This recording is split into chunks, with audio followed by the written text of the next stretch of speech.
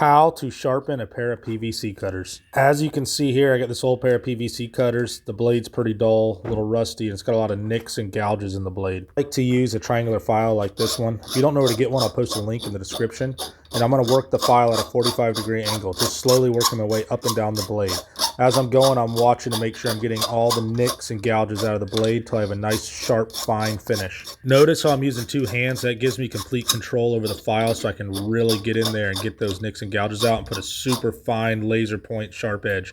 Next, I'm going to flip the PVC cutters around so I can do the other side. I'm going to do the same thing down the other side. I am going to make the angle a little more extreme just to get a really sharp edge on there. See how before it's at a 45, now I'm kind of more at probably a 55 or 60-degree angle as I'm going up and down, sharpening that blade.